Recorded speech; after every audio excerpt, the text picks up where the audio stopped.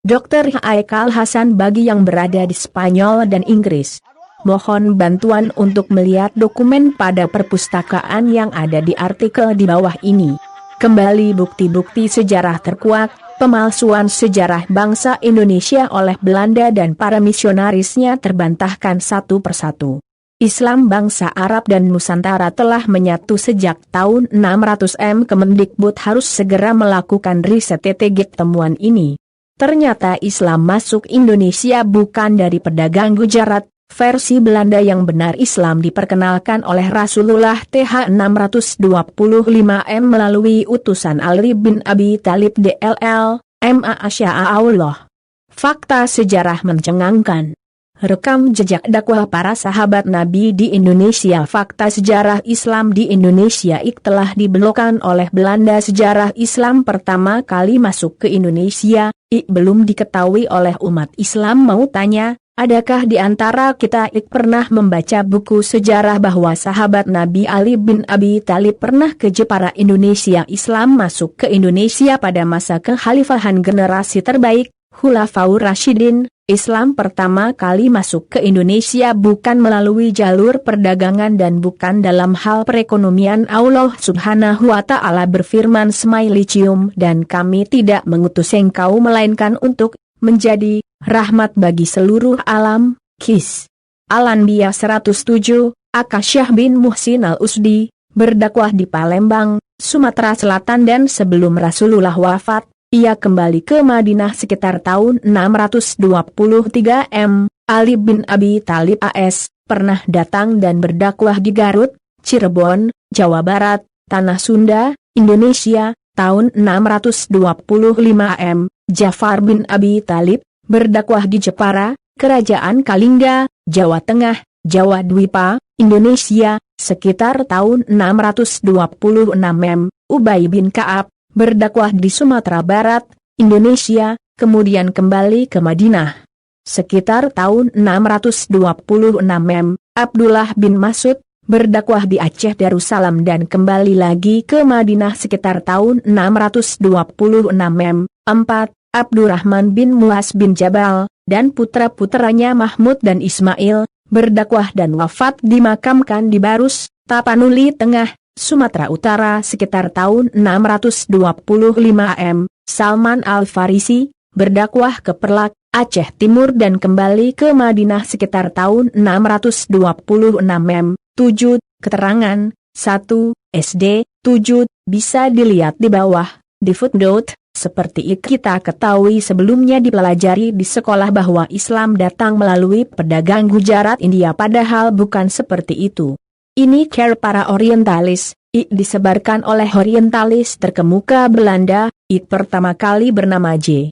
Pijnapel lalu Snow Kurgron J. notabene ingin menutupi sejarah bahwa Indonesia adalah bagian pada kekhilafahan Utsman bin Affan. Oleh karena itu Indonesia patut diperhitungkan demi mencapai tujuannya itu. Ia mempelajari bahasa Arab, mengaku sebagai seorang Muslim, dan bahkan mengawini seorang Muslimah, anak seorang tokoh di zamannya setelah masa kekhalifahan Utsman bin Affan, lalu Ali bin Abu Thalib dan kemudian digantikan oleh Tabi'in Umar bin Abdul Aziz memerintah pada tahun 711 pada 7 tahun kemudian tepatnya 718 Khalifah Umar bin Abdul Aziz dan anaknya Abdul Malik telah menginjakan kaki di Palembang, Sumatera Selatan. Pada waktu itu Palembang dipimpin oleh seorang Raja Sriwijaya bernama Raja Srindra Farmat. Ternyata dakwah Umar bin Abdul Aziz membuat raja tertarik lalu masuk Islam. Terbukti di makamnya tertuliskan kalimat La ilaha illallah Muhammad Rasulullah.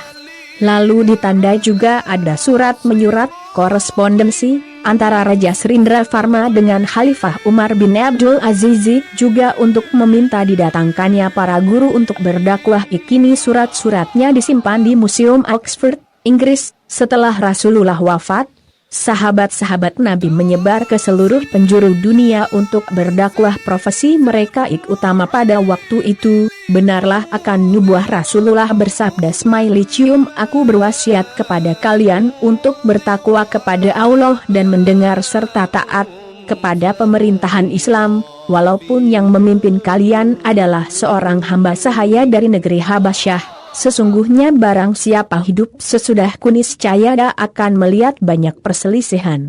Maka wajib atas kalian berpegang dengan sunnahku dan sunnah Khulafaur Rasyidin. Mendapat petunjuk sesudahku berpeganglah kalian dengannya dan gigitlah ia dengan gigi gerahamu serta jauhilah oleh kalian perkara agama diada-adakan, karena semua baru dalam agama adalah bidah dan semua bidah adalah sesat. Hr. Ahmad, Abu Dawud, Tirmizi, Zahabi dan Hakim. Disahihkan oleh Syekh Al-Albani dalam Sahih Al-Jami nomor 2549, sejak 633 Rasulullah, maka Khulafaur Rasyidin memimpin. THN 634 Kekhalifahan Abu Bakar sama dengan 2 THN 644 Kekhalifahan Umar bin Khattab sama dengan 10 THN THN 657 Kekhalifahan Utsman bin Affan sama dengan 13 THN THN 661 Kekhalifahan Ali bin Abi Thalib sama dengan 5 THN. Jadi totalnya adalah selama 30 THN. Inilah 30 tahun masa khilafah ala manhaj nubuwah, seperti disebutkan oleh Nabi Sallallahu Alaihi Wasallam bahwa kehebatan dan keistimewaan Nabi Muhammad dalam memimpin strategi dakwah Islam ke seluruh dunia dengan mendalami atau memahami sejarah, maka akidah kita akan lurus dan harus dibarengi dengan akhlakul karimah. Semoga bermanfaat.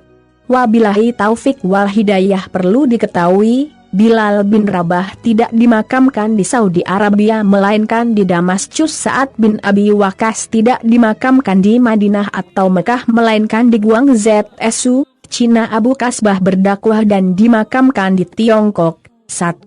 Sumber, Hazainal Abidin Ahmad, Ilmu Politik Islam V, Sejarah Islam dan Umatnya sampai sekarang, 1979, Habib Bahrudin Azmi Khan, Kisah Hatut Dakwah fi Arabiliyah, Nusantara, 1929, H. 31, S. Fatini, Islam Comes to Malaysia, Singapura, MSRI, 1963, Hal 39, 2. Sumber, Habib Bahrudin CV, 1929, H. 33, 3. Sumber, Habib Bahrudin Azmi Khan, Kisah Hatut Dakwah fi Arabiliyah, Nusantara, 1929, H.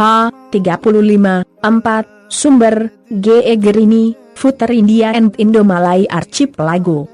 5. Sumber, Habib Bahrudin Azmi Khan, Kisah Hatut Dakwah fi Arabiliyah, Nusantara, 1929, H. 38, 6. Sumber, Habib Bahrudin Azmi Khan, Kisah Hatut Dakwah fi Arabiliyah, Nusantara, 1929, H. 39. Pangeran Gajah Nata, Sejarah Islam Pertama di Palembang, 1986, R.M. Akib, Islam Pertama di Palembang, 1929, T.